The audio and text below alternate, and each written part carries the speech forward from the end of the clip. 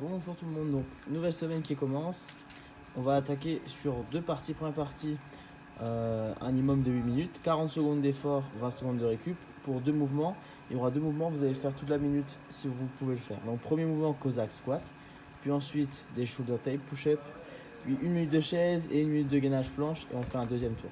Je vais vous montrer quand même les quatre mouvements.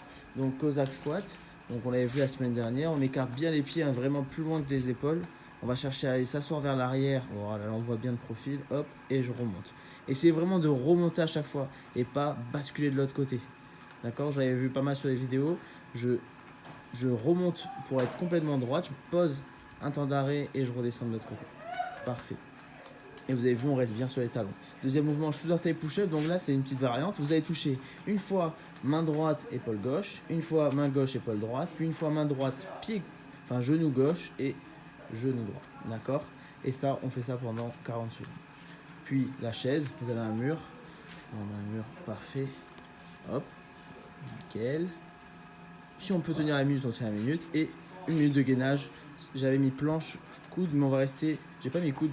Donc soit comme ça, soit en position de pompe, bras tendus. Ok, on essaie d'arrondir le haut du dos, et parfait. Donc ça va faire deux petits tours. Ensuite, on partira sur un AMRAP de 16 minutes.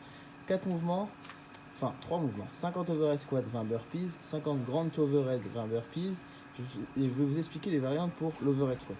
Donc, premier, on prend un PVC. Pour la plupart, ça devrait aller. Prenez une prise assez large. Hop. Et je descends en position squat. Vous voyez, les pieds restent bien à plat au sol. Et là, le PVC reste bien derrière la tête. D'accord? On n'en voit pas loin derrière ni devant.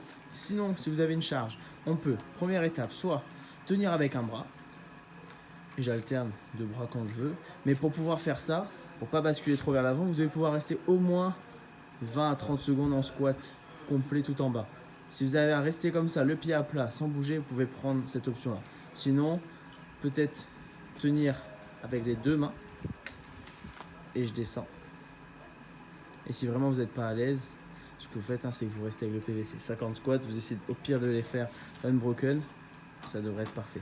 Burpees, on vous montre quand même. Donc première option, bras tendus, c'est-à-dire je pose pas la poitrine au sol et je me relève. Deuxième option, je pose mes genoux, je descends et je remonte. Et dernière option, j'essaie de toucher que la poitrine au sol et remonter. Parfait. Et grand overhead. Grand overhead, vous allez prendre une charge. Là, on avait pris les 5 kg. Si vous avez autre chose, vous pouvez. Juste là, on va essayer de pas toucher le sol, d'accord? Si vous faites plusieurs reps unbroken, hop, je descends, j'emmène au-dessus de la tête et je reviens. Voilà. N'oubliez pas, si la charge est légère, n'hésitez pas à faire le plus de reps sans poser au maximum.